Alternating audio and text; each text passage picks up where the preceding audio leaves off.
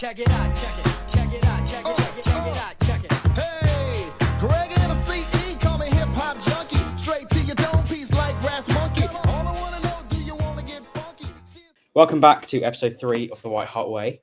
We're joined by Graeme and Harry Scarfe. We're discussing the Chelsea reaction first.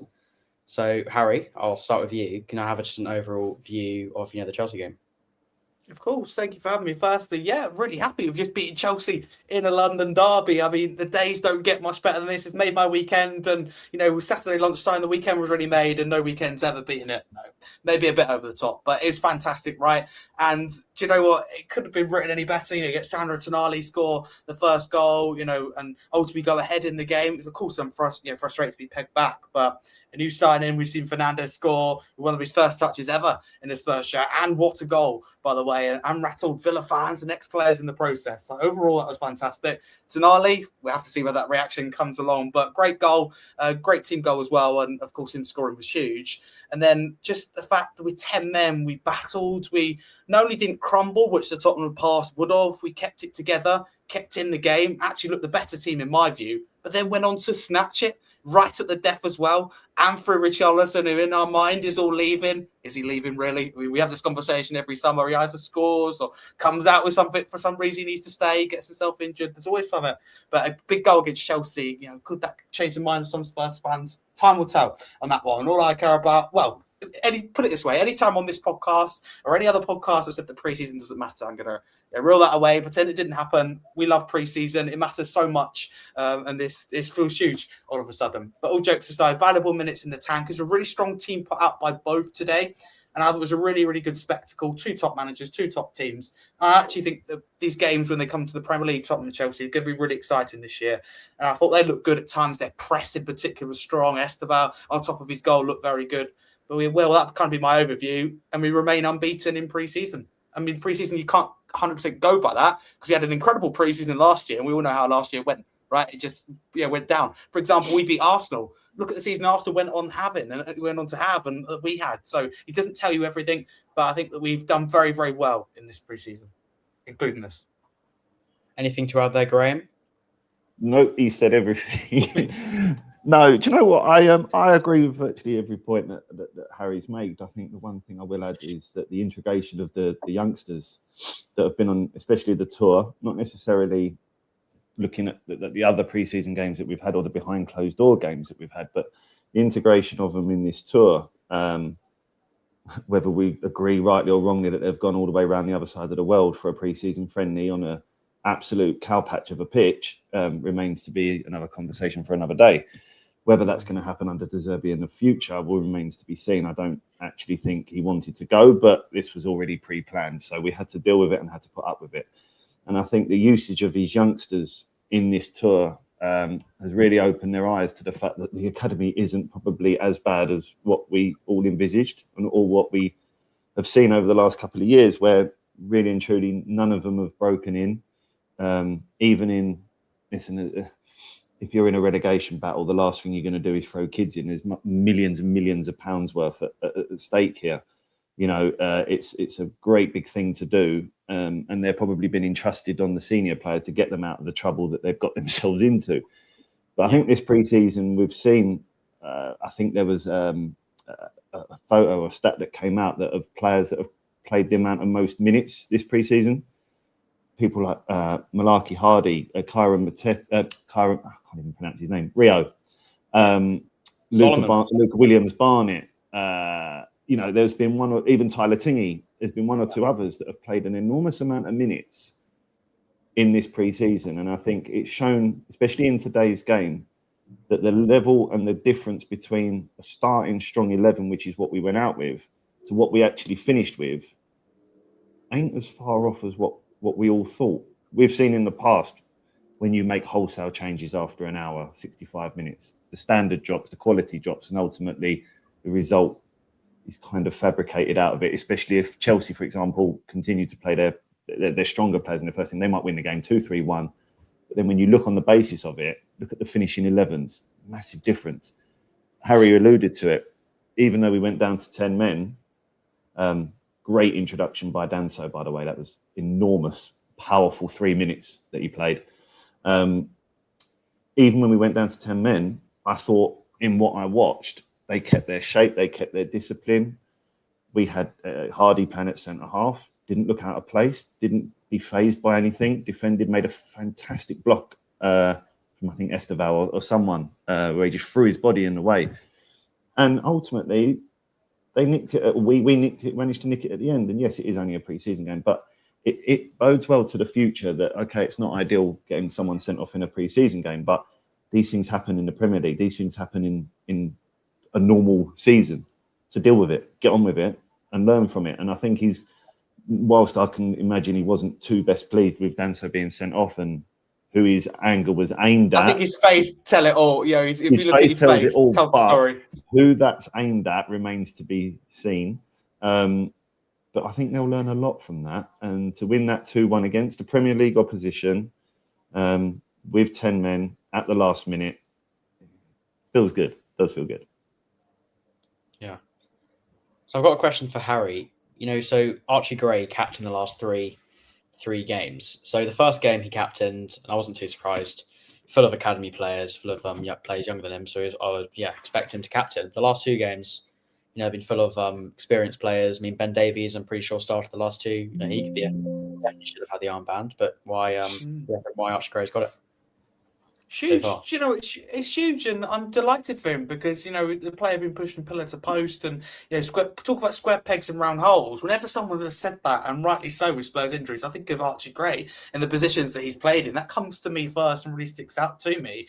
And a club that for me is overrun and lacks resources, and lacks quality, is often using square pegs and round holes, and we've seen that, I think, with Gray. I feel sorry for him, although I'm sure he would have matured, but he hasn't really been able to really see the best from him, to the point we're sitting here going, some people go, what does Gray bring apart from being versatile? And that is harsh, the reality of him being overused, A, and B, being played in so many different positions that we're unable to see what is his best position and what are his best qualities. For him to captain the side was huge. Will, you're spot on. Did it surprise me that he was picked captain for the first game? No, I didn't think he would be him, but I thought he'd be maybe in contention with one or two others because, as you said, not a lot of experience in that team. But today, Chelsea, London derby, very, very experienced team and probably the best that we had available on the day. Yeah, I am surprised, but I think it's absolutely right, and it's testament to Gray, his attitude, his hard work, and ultimately his quality on the pitch. That tells me he's not really going to be going anywhere. Again, it doesn't necessarily mean that. It tells me that I think how highly De Zerbi rates him, which is really promising. So it's credit to Gray and credit to De Zerbi for putting that trust in him, because Gray's that type of player in my eyes that puts a solid kind of 6 or 7 out of 10 performance in every game that goes unrecognised, compared to we have a lot of players that discover Richarlison that when he plays well, you know, it's an over a kick or a lob on the halfway line, 9 out of 10 performance, or it's a 0 out of 10 where he gets injured and, you know, misses an open goal and you forget he's on the pitch and it feels like playing with 10 men. There is no in between, and we have that with a lot of players, but yeah, Richarlison is a prime example of that. Grace, I'd rather someone that's consistent. We lack consistency at this club, and that for me is Archie Gray. I think it's absolutely right that we've seen this, Will, and I can't necessarily tell you why, but because I'm not there at the training ground, but I would have thought it'd be down to his hard work and his attitude. Yeah. Graeme, I also wanted to add to your point earlier about minutes. I mean, Solomon was, I think it was second highest. You know, why Solomon a player? Because I would say most fans do think it's time for him to go. You know, he's had loan after loan, hoping he leaves, but he's never gone. So yeah, thoughts on that, please. That's it's an interesting one.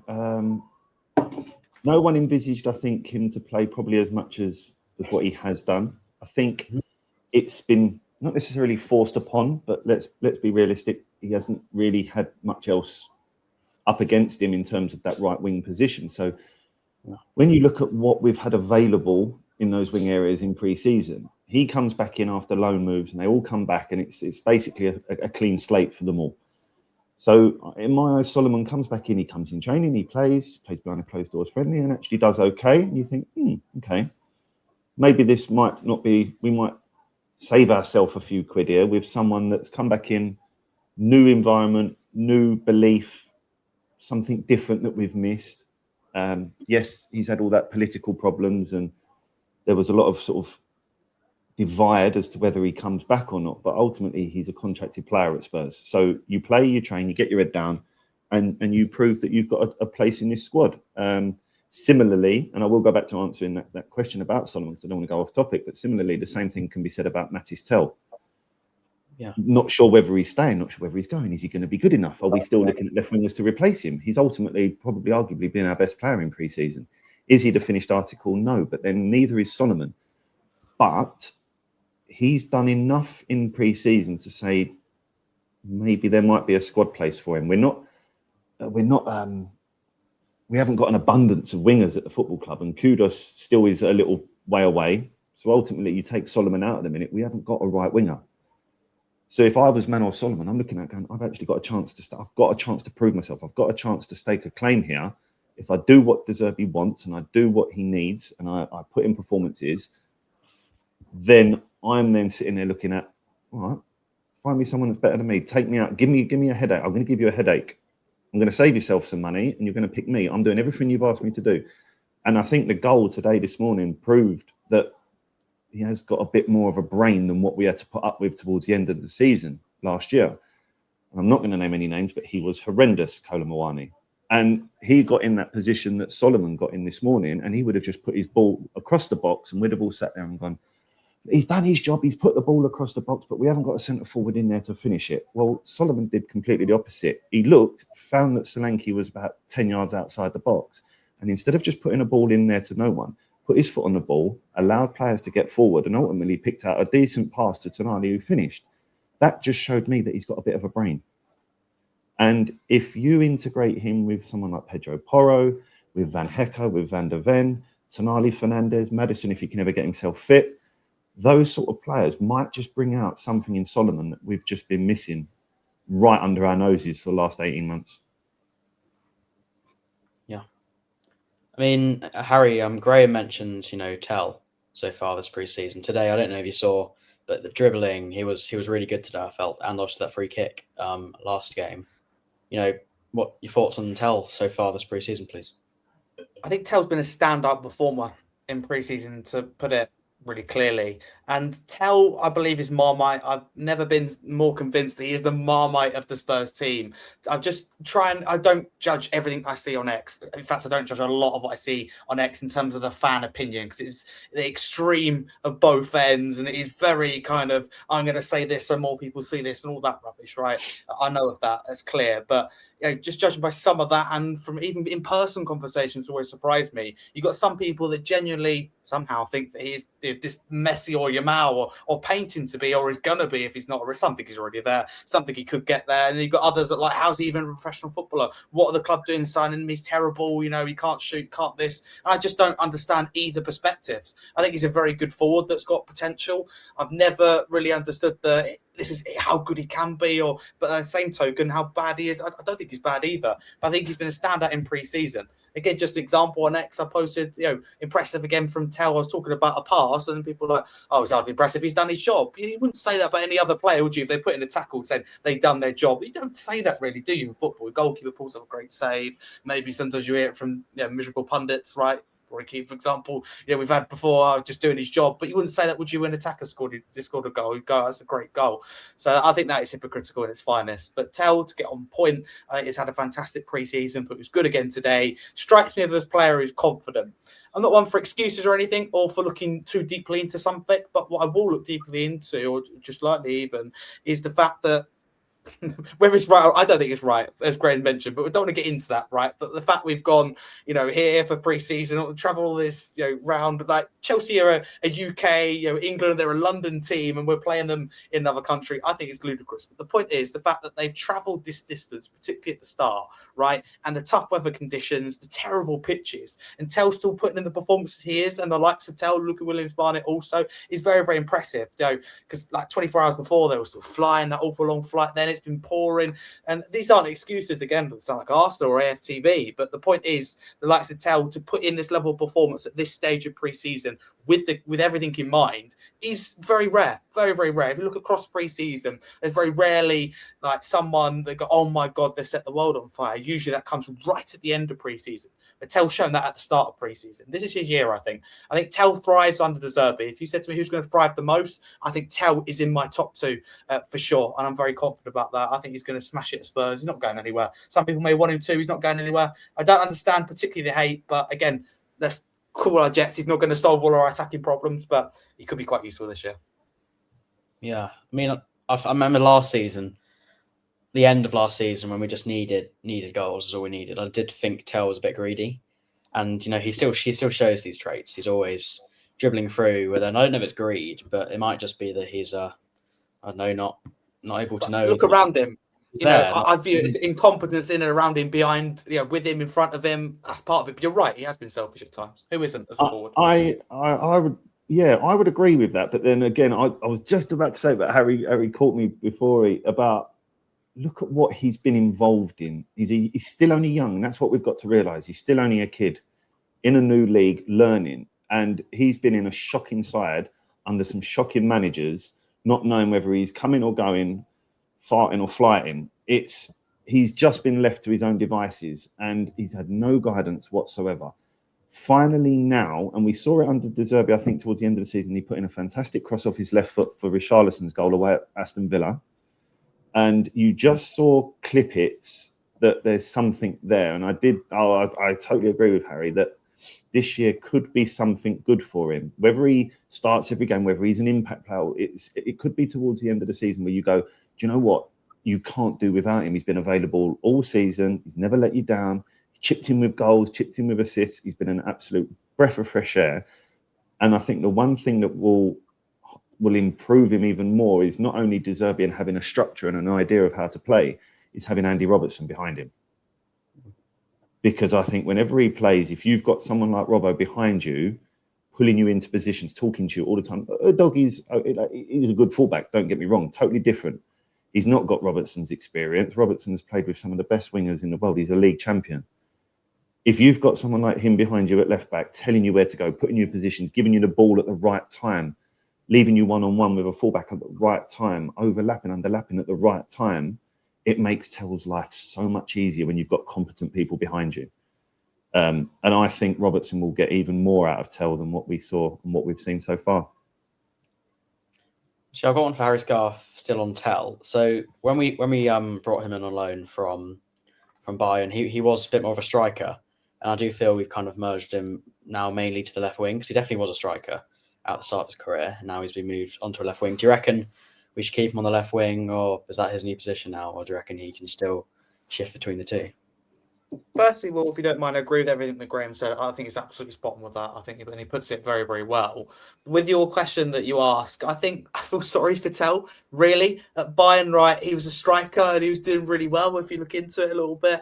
And Harry Kane comes onto the scene. And of course, to state the obvious, you make way for Harry Kane. He was pushed to the left-hand side. He was occasionally pushed to the right. Then he comes to Tottenham thinking, surely I'm going to get to play my best position. Look at this dire attack that they have. Look how bad they're playing. But no, he's put on right wing, left wing, centre forward. And, Tell was really clear. Let's be honest about this. At the end of last season, at points last season, he literally said, I'll never forget, in a post-match interview, and then he said also separately on international duty, I am a striker.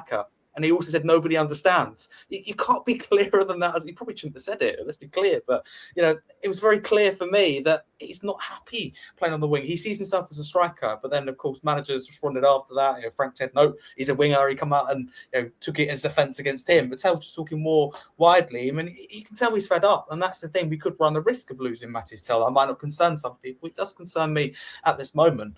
But we'll have to see what happens, because Tell, for me, is a player that can play in multiple positions. But again, you don't want to become too reliant. That's the thing. And it's easy to go, Tell, he's a striker. We don't need to sign a striker. Tell's a left winger. We don't need to sign a left winger. That's not the right way to look at it. It's a case of, if needs be, he can play in both positions. But where do I see him? I actually do see him as more of a left winger, because hand on heart, I don't think we sign any more than one left winger. And that's just reality. I think we have a winger problem at this moment. Very happy what we've done in the transfer window, to state the obvious. Honestly, super, super impressed. But the attack, particularly the winger positions, even the striker position, it is a huge issue. So that, for me, means that Tell is going to be used here, there and everywhere once again, but particularly at that left wing position, because I don't think Solanke or Richarlison, there's some people's disappointment, many's disappointment, particularly Richarlison, I don't think they're going anywhere. I really don't think they're going anywhere. I think that's the reality. Maybe nobody wants them, maybe De Zerbi wants them. I'll leave that up for debate and speculation. But Tell, I think it's going to remain a while before that question's really answered, Will. I think you're playing the majority of his games, rightly or wrongly, in that left wing position. Yeah. Now, I just want to bring up a new conversation. So Graham, can you just tell me about Kinski earlier? So I thought he was superb earlier. He did that same save he did the end of last season against Leeds. I think it was Longstaff who hit the shot last season. He nicked it up and he went off the post and a great save. Did the exact same thing today. Not sure who the striker was, but he did the exact same thing. Can I just have your thoughts on Kinski and his number one status? Yeah, I mean, what a turnaround! What a turnaround! When he got substituted in that game, can't believe me think that we were playing now, but it was 4-0 down after 15 minutes. When you get substituted like that as a goalkeeper, that you just want the world to swallow you up. I can't imagine, even at the elite level, I can't imagine what was going through his head. It was an awful time, mentally, physically, and it must have been the lowest point of a young man's career.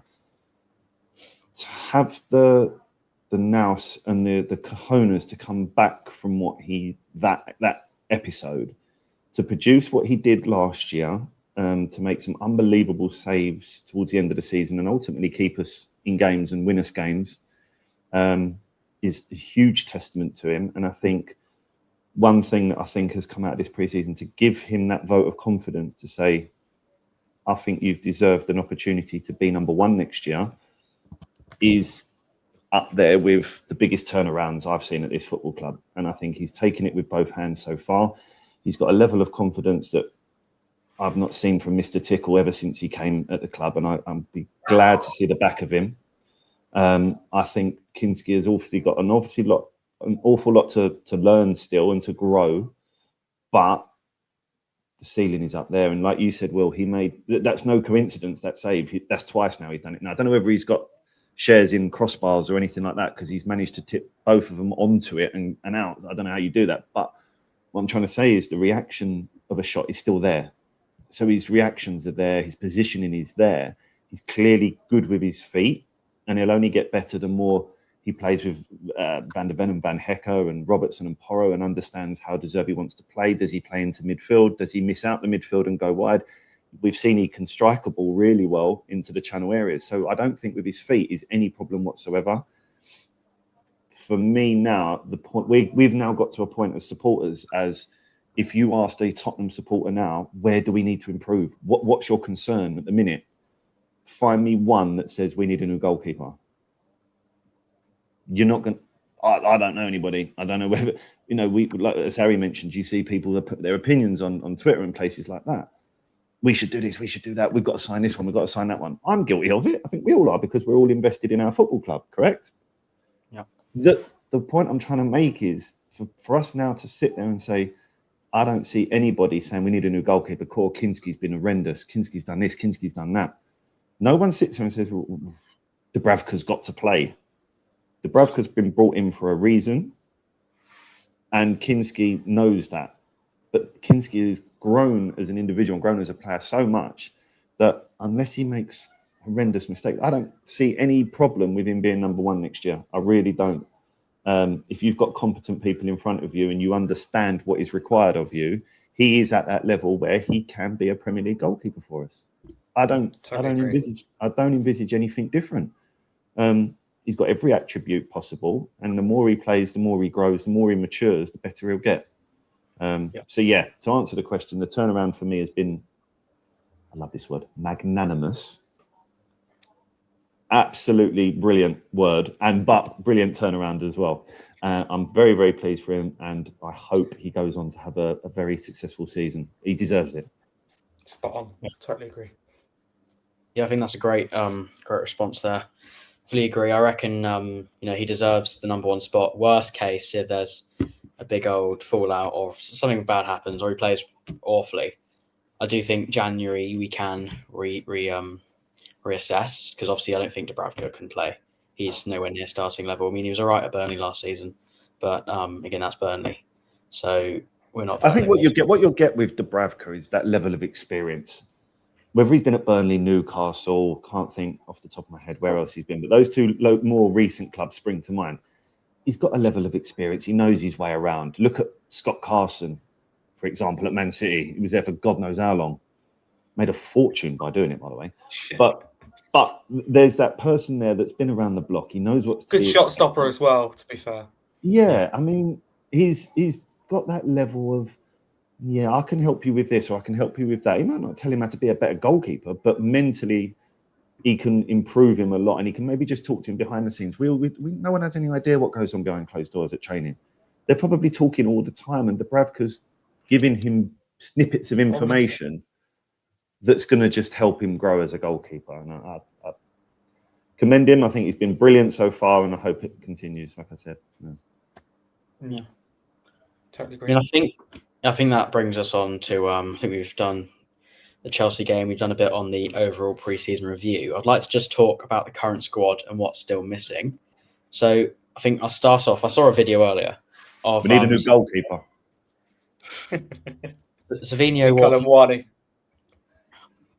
Savinho walking through the dugout, walking into the dugout, sorry. And a fan said, "Oh, Savinho, you're coming to Tottenham." He puts his thumbs up. We've also seen, Agent Xavi. He's been going around putting the eyes on every single reply in history of when Savinho coming. So, thoughts: when is Savinho coming, Harry? And if we need him, what will he bring? All that.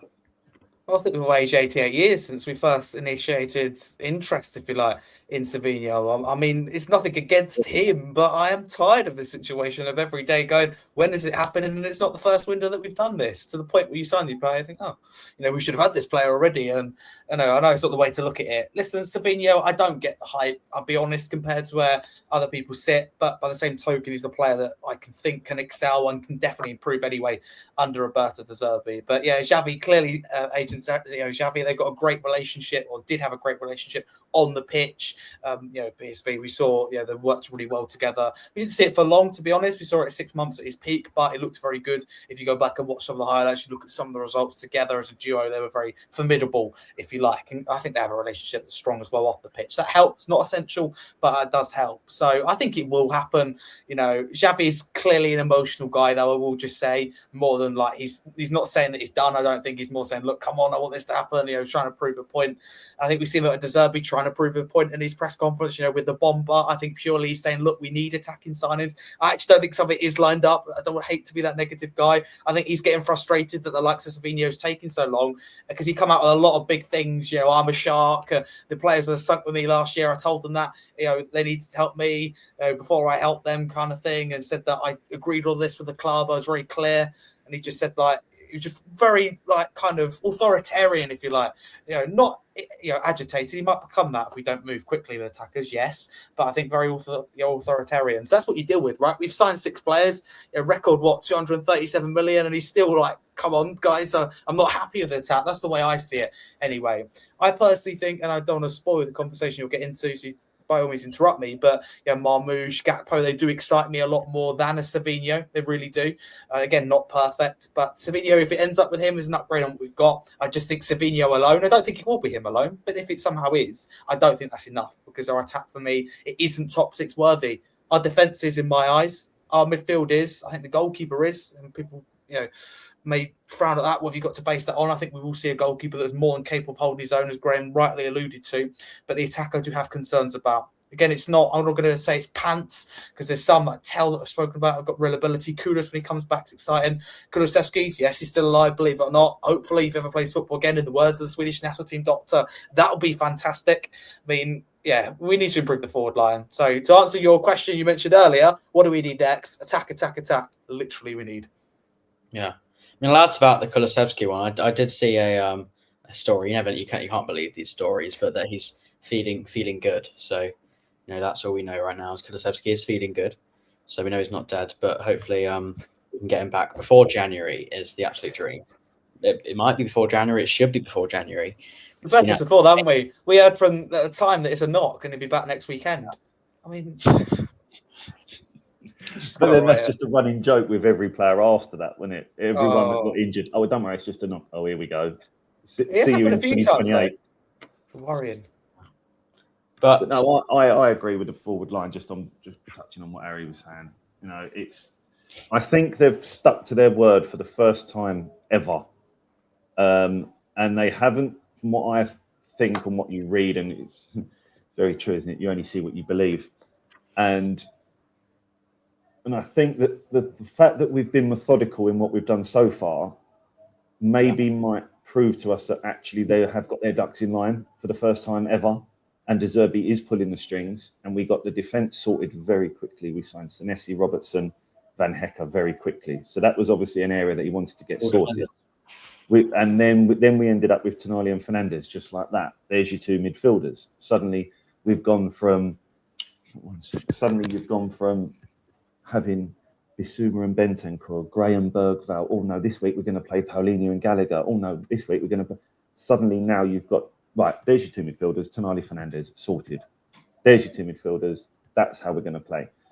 You can gradually see round pegs in round holes coming to fruition. And all along, when we've done that, they've said it gives us the optimum amount of time to really get our forward line right. It might take time, but it now gives us the whole of the summer, rather than chasing our arse like we normally do and bringing in anybody that's available right at the end because it's an easy and cheap move. We've suddenly given ourselves the entire summer to get the left winger, which seems like what we're trying to do, the left winger and the centre forward position spot on, because we cannot foul in that position again. We've had too many chances. Odegaard, who I think is actually dead. Tell was brought in a grade. We've had this conversation about Tell, which we're not going to go on, but he was something like 6th or 7th choice Bayern winger at the time. Let's be honest about it. Kola Mutwani, which I won't discuss. And then we signed Kudus, and we thought, okay, we've spent 50 million on a proven winger here. Okay, this is the right winger position sorted. We haven't really remember the days of Nkudu and Clinton and G. Now it's the cheaper French option again. We always seem to go down that route. Odegaard came in; it was the cheaper option. Suddenly now we're sitting there going, "You've given ourselves the entire summer to go. We can get rid of 3 or 4 more players, get them out the door, bring in a bit of money." And let's go big on a left winger and a centre forward. Someone that comes in and starts week in, week out, is proven, and he's going to hit the ground running, because we cannot muck up this position again. We've done so well, like Harry said, this summer so far. Amazing transfer window. We nailed a left winger and a centre forward. We're cooking. I think we will be anyway. I mean, that was Krupi was our left winger striker type vibe, but then obviously he got his 3 to 4 month injury. David Ornstein dropped the big one. Do you know what though? In a way, right? As much as I would have liked him, don't get me wrong, I'd have had him. Is he the answer? Not sure. They bought him for 12 million, whatever, 20 million 12 months ago, and now he's worth 110 million. Yeah, the market's gone mad, but is he worth 110 million? No. So you're massively overpaying. However, if De Zerbi wants him and he sees him as the player that's going to do what we want to do this year, I'm all for it. However, I still think that there's better out there. And him getting injured, don't ever wish that on anybody, obviously. But I just think it's done us a bit of a favour, because I think that there's better out there that for not 110 million, 120 million, whatever it is we'd have ended up paying. I think I've always been singing and praising about Gakpo. That's an on the fence one. But I would have him in. My first preference would be in Rashford. But he's not going to. He wants astronomical wages, and I don't see him coming. But I think you're going to look for someone who can play left wing but can play centre forward as well. He likes players that can rotate around. Gakpo, for me, I saw enough in the World Cup to say, yeah. And he's Dutch. We're now turning orange. So you get him in. He's another one that's Premiership proven. We shared the stats earlier, and his goal scoring record isn't as bad as what I thought it was over PSV, Liverpool and Holland. For me, he would be a brilliant asset to us. Again, is there better? Yeah, there probably is. But for what we're looking at and what we're looking to try and do, I would have Gakpo, and I'd always have Vlahovic, but yeah, we'll see. Now, I want to give this one to Harry. So Graeme mentioned a bit about what De Zerbi wants. So another bit of Twitter I saw, so we never really know we can believe it, but the higher ups at Spurs, so we're talking Vinay, Johan Langer. I mean, I thought Johan Langer was going to be leaving, but clearly has given the reins to De Zerbi, because what I've heard is that De Zerbi, they're going to make it a De Zerbi FC, which I think sounds really promising, because all the best clubs are FCs of the manager. So you think Arteta FC, Pep FC. Pep, Pep's a good example. The manager wants who the manager wants, he gets, and that's perfect. And he mentioned the other day in his interview of Ali Gold mentioned or posted out that he thinks very highly of Omar Marmoush. I think if De Zerbi thinks highly of someone, go for him. Why not? Let's go for him. But we've also got to say, is Man City going to let go of their two left wingers / strike? Well, no, Savinia's not a striker option, but two. Yeah, two forward players. Yeah, that's the question, isn't it? Really here, and the answer usually in that kind of situation is no. But they're not losing two players in my eyes. I know you're thinking, hang on, Harry, they factually are. Jack Grealish has come back, of course, on loan at Everton last year. So I'm not saying that maybe he's a level of both of them or will be used in the same way. But, they're only losing one in my eyes through that happening. So not many people mention that. They've actually gained one so far, a forward player, one winger this summer window. So that's something I think important to factor in. But, De Zerbi, I wish he hadn't come out with that word bomber. And I like him a lot. In fact, I love him a lot. But honestly, the people that have said to me, it's Kane and Vinny Jr., and I just go, you're living in some kind of cuckoo or fairyland or both. It's just not going to happen, is it? So for it to be, the problem is now that even if it is Gakpo, who I'm happy with, Graeme said there, he likes and has liked before, would be happy with. Now, for majority of people, feels very underwhelming because you used the word bomber and then said, that's Tonali, that's Fernandes. People thinking, that kind of money spent on a forward player, who could it be? And we as a fan base, I think it's a top club thing. It's a normal thing in football. They just go crazy with it. And I was talking to my brother. He's like, "Oh yeah, what about Barcola? About Dure? What about them both?" I'm just going, "What if neither?" Because neither are going to happen, are they? So I've had that conversation all day. I'm just like, hope for that, of course, but expect not for that. So I think if we just deliver just Savinho, or as much as I like Gakpo, Savinho and Gakpo, fans are not going to say they're going to have a meltdown, but they're going to be like, come on, really?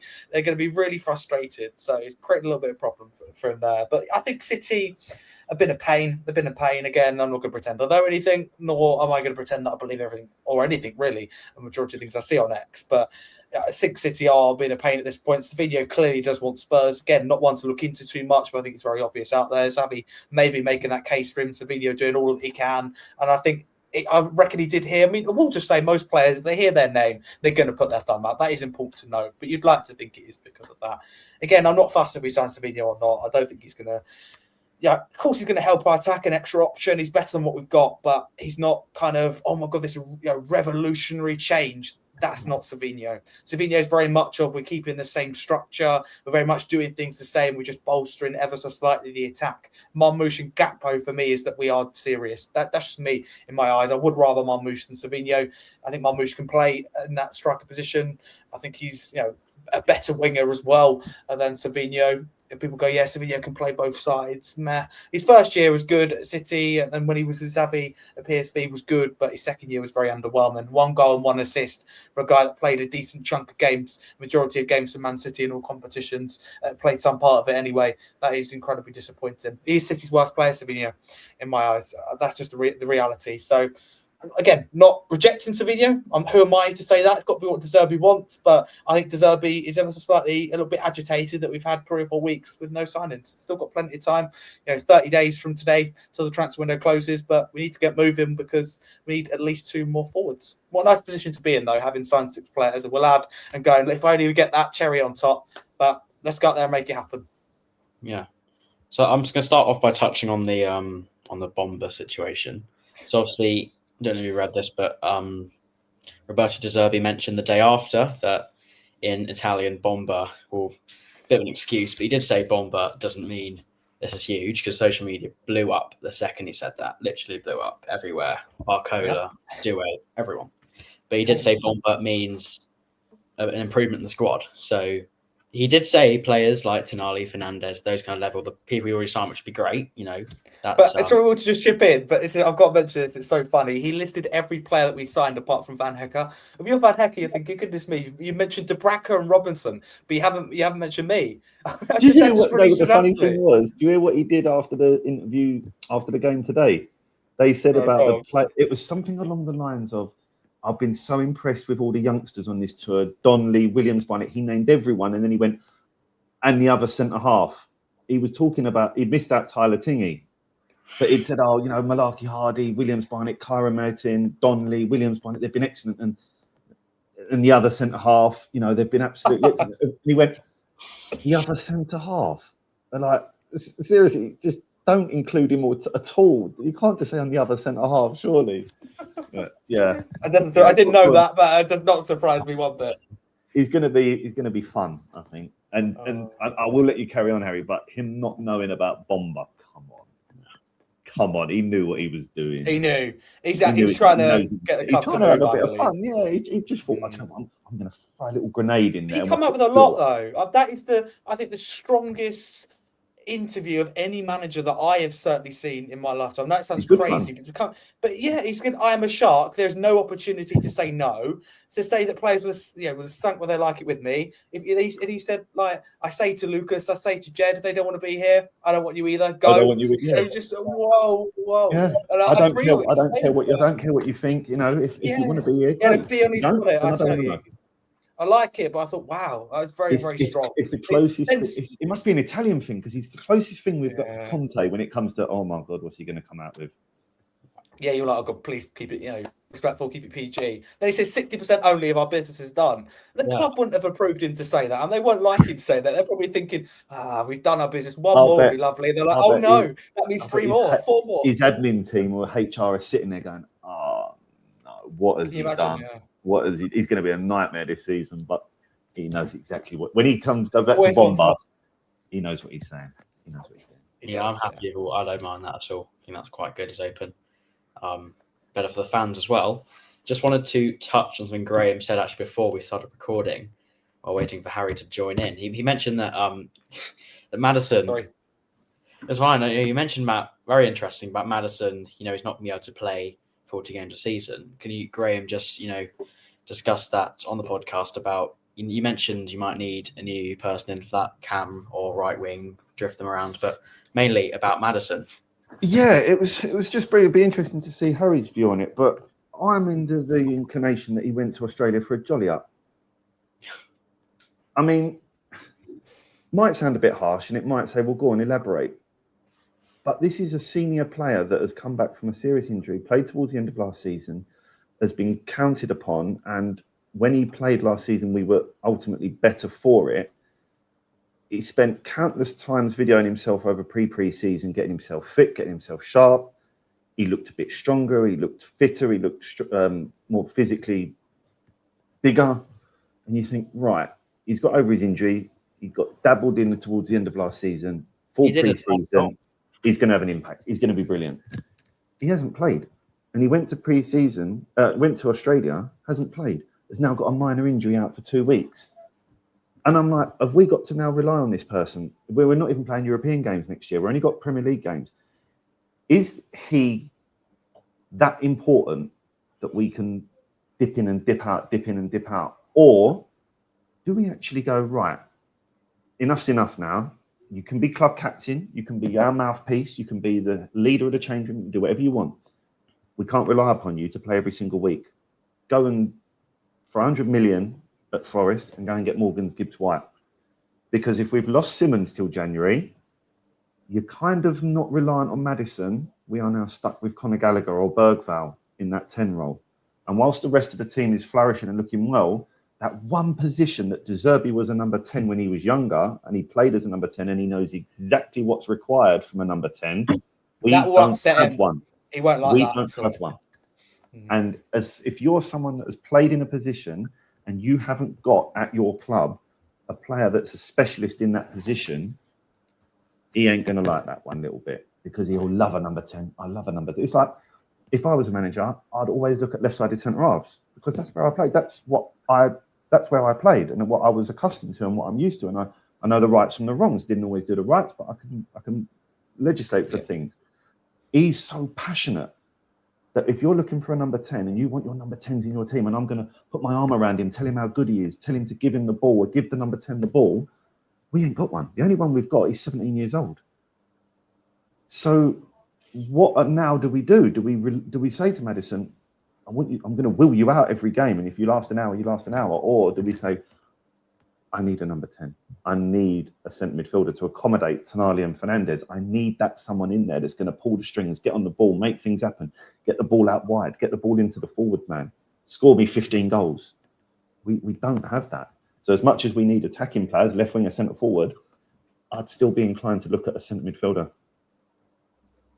But I'd also add there we do have hopefully Kulusevski coming back and Simmons coming back. So does that change your view anywhere Simmons, I think Simmons will take a lot longer than what we think. We haven't got till December.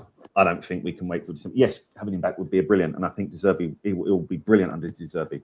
But again, when he actually comes back, he would have been out for the best part of a year.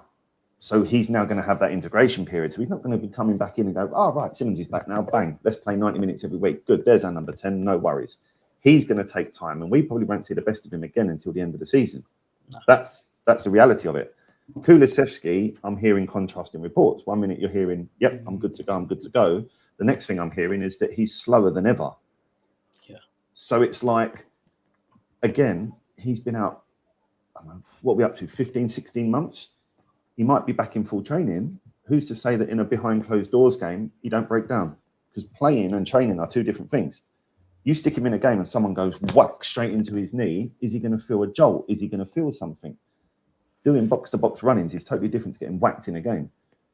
So I don't think we're in a position now to say, in my opinion, I don't think we're in a position now to say, okay, we've got Simmons and Kulusevski coming back. We're going to be all right. He's bought players to hit the ground running. Van Hecker, Tonali, Fernandes, Robertson, they're all hitting the ground running. Why can't we? We need to, in my opinion, we need to do the same with a centre midfielder. And whether it's Gibbs White, whether it's someone else that he knows, it needs to be someone that is reliable, fit, and able to go straight away. Yeah. That's just my opinion.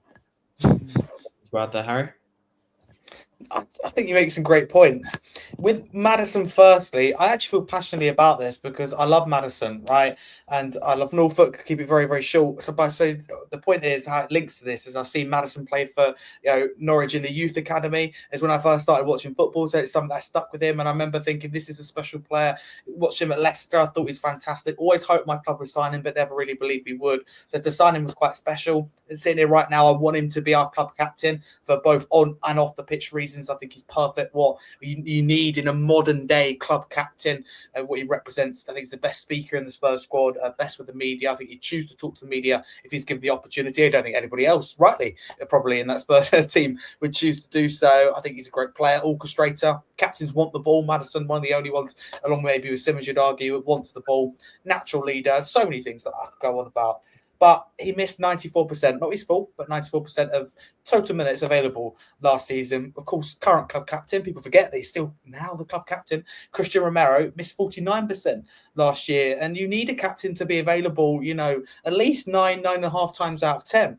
So we don't want another captain that's available, not at all, or very, very little, less than half. You just don't want that. We can't have that.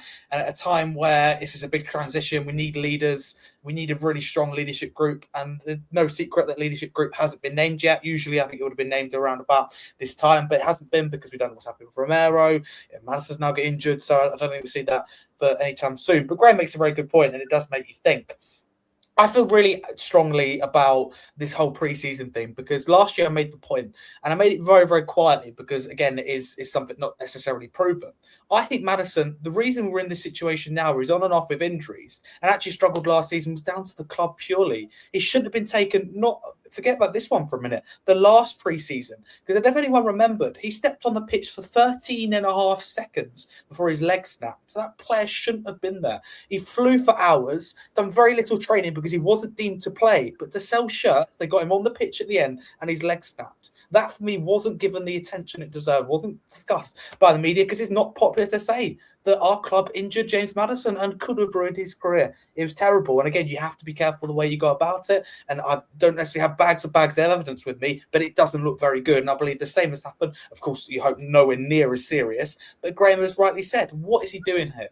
Because this proves to me that now pre-season is now 95, if not more percent, maybe 99%, if not more, about the commercial side. Pre-season should always be about minutes in the tank. It should always be about youth. And most importantly, it should be about giving the manager the tools and the time and the equipment that he needs and to set him up basically the best, to put it lightly and simply, going into a new season. That's what preseason is about. So to help the team, to help the manager, that I think has been forgotten about, not just by Tottenham, but more broadly in the Premier League and actually throughout football. It's a serious concern. De Zerbi's done very well with playing the youth before people jump on that. But it's not the club. They don't really care. It's to do with De Zerbi deserve credit for that. They're not interested. They'd rather him play the experienced players. I promise you there'd been a voice within the top of the club somewhere in some form that said to De Zerbi, please go strong today. We need to sell shirts. We want this to be a success. Please start so-and-so. It wouldn't have been a choice to take Maddison. It wouldn't have been a choice. Like with Harry Kane, we all knew he was off, didn't we? We all knew that season he was off, but he's taken on the preseason tour. A lot more money would have been made. Son, would we have held on for him that long? He's there, wasn't he, for preseason? We still, 14 weeks after, we're selling stuff in his name. You know, it's all about the commercial side of things. And I have no problem with the club making money. I mean, I always try and think that way myself, but you have to get the balance right. And for me, this is another player, in my eyes, again, just an opinion, important to state, that's got injured due to commercial interest being placed before players' welfare and being placed before the interest of the team. And it's shocking. And we're seeing it across the board. Tottenham, Newcastle, a year ago, pretty much a year ago, just over that. You know, in the last game of the season, they flew straight out abroad to go and play in this friendly. The players really after playing, you think it's sensible for them to get on a flight, a long flight as well, and go and play in another game to make money? That just tells you where the interest of clubs like Tottenham and Newcastle are. And it sounds like I'm going on a tangent, but if Maddison, again, we hear it before, they're just out for a couple of weeks. This is serious. He should have never been out last season. And if you look at it, because I looked into it to think, okay, Harry, you just put two together. Maddison, his expected date for the last preseason tour, was 4 weeks after the tour had finished. He should have never been on that tour. He beat his recovery time by 7 weeks. Did he? Or was he forced to go on that? I think, of course, if you say to Maddison, yeah, we want you on the preseason tour, you're okay. Are you okay to play? He's not going to say no, is he? No, what player's going to say no? They go, come on then. Yeah, why not? Free trip. And Maddison's great, bundle of fun with his camera, all the rest of it. But from a PR perspective, Maddison has to come. But it's not doing him any good, and it's not doing the team or the manager any good. I think it's time we draw a line under it and put it right. Yeah, I completely agree with that one. Remember when he had his ACL last season, he was presenting on Monday Night Football. He was discussing about, you know, his injury and was analysing the game really well. I do think that would be, you know, potential for him after retirement. You know, some go into management, some go into proper retirement. The rest go into and I promise you he'd be talking about this. He'd be saying I was forced to play when I wasn't ready because I was liked and I was good from the media. I swear it's going to come out. We look back and go, wow. And that's a moment I think we'll look in football and go, okay, the money's gone too far now. It's now overtaken player welfare and, well, it's already overtaken fan interest wrongly. Fans are the bedrock of every club. Fans are the bedrock of football. That's been forgotten about. Now player welfare has also been forgotten about. And often you hear it play, you know, you get hear it be mentioned, and then they give them more games, and they don't care about them. It's as simple as that. They try and go, oh, you know, yeah, but player welfare when it suits them, but actually have no interest in it. And Maddison's an example of that. Is we can criticise the club rightly, but look everywhere. Newcastle again, just another example of that. They couldn't care less about their players. Yeah. So we are closing. I'll breathe now. We do have to end before an hour, but I think I would like to do a last question for all of us. I'd like us all to please name a 4-man leadership group. So Graeme did mention he would like a club captain, and then forgot if this was on the podcast earlier on today. But you said Van der Ven you would like as the kind of more playing captain. So I'll start with Graeme. Please nice to have a 4-man. It's a very hard one to answer. I've been also trying to think in my head while Harry was talking there about 4-man leadership group. 4-man leadership group, because I'm pretty sure it's 4-man most years, isn't it? I would go with Robertson. As what? Sorry, just in the group or vice. No, let's go captain, vice, and 2. I would go. But this would be my thing. Club captain would be Maddison. Agreed. My team captain, in terms of like my match day captain, if that's what they want to call it, is Van der Ven. My vice captain would be Robertson.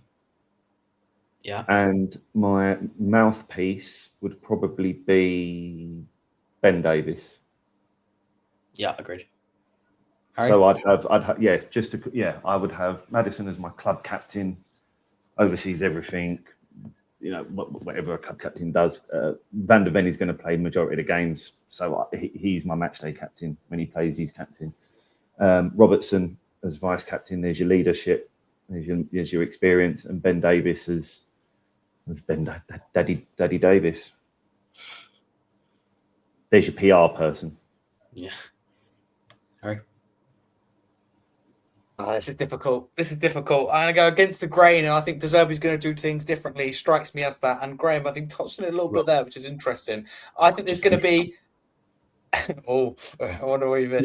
You're gonna say it. When you said you're going Am against the grain, I know you're going to say it. Oh, dude, I don't know. I feel like I'm missing someone as well, so maybe we're both missing this. So, firstly, I think it's going to be a club captain, which is the overall look of the club, particularly things off the pitch, the charitable person, the guy that does all the talking. I think James Maddison will be the club captain. But interesting mention there on the pitch captain. I think that personally, I think he's literally going to do. I don't know what he's going to call it, but I think there will be a club captain, which is Maddison. I don't know if I'm going to say it now. You're making me think. And then I think there'll be a Tottenham captain, if you like, that will be Pedro Porro. That's what I believe. I think it'll be him. And I think he's going to have more than a vice leadership role. So I think De Zerbi's going to go, do you know what? I want it to be both of you. This is how we're going to do it. But I think Maddison will do the majority of media duties and Porro's the leader on the pitch. That's what I think it will be. Vice captain, I couldn't be more convinced. There's going to be Robertson, and I think Van der Ven maybe will share it, but certainly have a role in that leadership group. But I think they're going to have one youth. I think De Zerbi's going to do things differently. I think Archie Gray could have a role in there from the trust that's been placed on him through captaincy. I do not think you have a captain's or vice captain's role, but I think you have a role within the leadership group to offer what will probably be called a youth perspective and the future of Tottenham, really, maybe, perspective. My only thinking, though, with this leadership group, with the vice captains, with the captain, there's nobody in that forward line. But that speaks volumes to the issues we have in the forward line, doesn't it? That there's missing in there. They're not good enough. They're not bold enough. They're not good enough. It's just Tonali. Do you know what? I'm glad you said that. I was trying to think out the new signings. Who's the most likely? And I wrote off Senesi. I wrote Debraka as well. It sounds really, really crazy because he's hardly going to play, but he's someone that's been around the scene. We've got to consider this. Davis. I think we're going to see quite a big leadership group of probably about 5, maybe 6, believe it or not. I don't know how important they are because, again, we don't see behind the scenes. A lot of it will be for the camera, etc. I think the captain and vice captain, of course, is important. Robertson's. There's just some that are definitely going to be in there. I think Porro's a definite in some way, shape, or form. Robertson's a definite in some way, shape, or form, and as is James Maddison. You'd think Van der Ven, but I wouldn't say it's a certainty, but you'd think. All right, time for me. I'm going to go completely the same. And I agree with both of you. I think spot on, to be honest. So I'll go Maddison, without a doubt, club captain. On pitch, I mean, I could also say Maddison. I mean, he hasn't been with us for a season now, so he has at the end, but I'm not really sure how tired he is. Graeme mentioned he might not be able to do over 60 minutes. So I'm hoping as a player captain, on pitch captain, because I don't really like the idea of having two captains. I like just one captain. He's our leader, De Zerbi. Makes most sense. I do think, yeah, let's go for that. I do think Van der Ven, if we do go down the line of that. I would also say Archie Gray. I was about to mention that before Harry did. Archie Gray, maybe for the youngsters, don't know why, but I just think Archie Gray, he's been given the test. The last 3 games, he's been given the test to see, and I think he's done superbly. I mean, yeah, he's been all right in terms of actual on pitch. He hasn't been standing out on pitch, but you can tell he is a leader. He's a natural leader. I've been told so many times that he's going to be Tottenham's captain. I've even been told by a few that he's going to be England's captain, which isn't too bold of a prediction. He could be, obviously not now, in a few years' time. He definitely will be in that squad. Maybe in the midfield, could be on the left back, right back, where we've seen him play only today. And then I'm going to say Robertson would be there as well. So I'm just going to go 4. I don't think Tonali, mainly because he's new. He's not English. I don't mean to do that. I don't think he's not too fluent, is he? He might be. Well, I know Christian Romero wasn't fluent one bit, and I don't think he's a great captain at all. One of the worst. He's fluent when he wants to be. Yeah, Christian Romero really was not a great captain for us. I mean, the rumours of him leaving the last game of the season to watch his boyhood, his club that he supports, because they were going to win the league or something. But he was about to choose that over Tottenham, was the rumours. But then he did show up against Everton. Yeah, so that is my thoughts. If anyone wants to disagree, can. But I think that and as Harry looks like he's about to say something. I'll keep it very, very short, and I don't want to open the whole can of beans of worms, whatever you want to call it. But I have a little bit of an unpopular opinion of Romero. People agree with part of it, but not all of it. I think Romero is a terrible captain, but a great player. I would actually keep him unless the right offer come in. If it's believed that if you believe the reports, I don't necessarily, but 34 million, I'd not sell him for that. I wouldn't. And I know it's unpopular. I think a lot of it is to do with him being Argentinian. I never think that's right. I think we see it with a certain someone and a couple of players at this club. Both players we're linked to and players we currently have, whether it be Solomon or it be also Marmoush that we're trying to bring in. A lot of people try and bring religion or race or something into it that for me shouldn't be brought into it. But for me with Romero, I don't just forget about that, and I think about actually a really good player. But the fact is, he's got a discipline issues. He's not a good captain. He's made multiple wrong decisions, but I think he's the best in ability still of that back line. I know it'd be unpopular to say, like Van Hecker, if you view him as the replacement, he's got nowhere near the same ability in my eyes as Romero. I think is he more reliable, more consistent than Romero? Yes, but I actually think Romero and De Zerbi are a partnership that we'll look back on and go, that would have been perfect. That was meant to be. It was written in the stars, but just didn't quite happen. It's one of those, honestly, I mean this, that we'll look back and go, how? It just doesn't make sense. We've had it at this football club, certain players that were suited never, certain managers, it just never happened. De Zerbi and Romero, for me, it's meant to be, but it's looking like it's not going to happen. It's not going to be, which I think is a real shame. But by the same token, Will, if we're going to move on from Romero, it feels right. I think we've all got to a point where we accept Romero is going to leave. I just think we lose more ability than people give him credit for. He's not this washed defender that people make him out to be. In terms of ability, for me, he's the best defender we've got. It's as simple as that. Not the most reliable, not the most consistent. Got multiple issues. Shouldn't be captain. Shouldn't have a leadership role. If he wants to leave, he can leave. Of course, we're in a good position to do that. But I think we're going to miss his ability, and you're not really allowed to say that, but I've just said it. Yeah, I think he does want to leave. I mean, for me, De Zerbi also did say this. If you want to leave, leave. Thomas Frank said this. I don't know why I'm bringing his name into this, but Thomas Frank said after that press conference at the start of his career, when he said we'll lose games and all this nonsense, which was not great for the fans to hear, and discussing Arsenal, just like silly stuff like that. But yeah, Thomas Frank, he mentioned, if you don't want us, we don't want you. I think that's very fair. If you don't want to play for Tottenham, why would we want you? You're right. He's right, and you're right to mention that. But that's got thrown back at him. We didn't want him. Certainly now we don't want him, and he's gone. So you can have that. He's with him his own words. Yeah, but no, I think that does wrap up episode 3. I'd like to thank Graeme and Harry for joining me today. Sadly, we did miss out on Jamie in the last minute. Couldn't join us, but he will be here for next week. And Harry, you're away next week, or the next 3 weeks. You're missing, aren't you? Oh no, sorry. I'm doing a runner. How dare I? Very bad of me. Very bad. Yeah, thanks everyone for listening. If you got any queries, do just reply on the X or Spotify, YouTube. You can comment below. Any opinions, do DM myself at Spurs Daily or on my William Banks account. I don't really use that much, but DM me anywhere. I'll get back to you if you want to join. DM me as well. I'll sort that out. Yeah. Thank you. Check it out, check it out, check it out, check it out.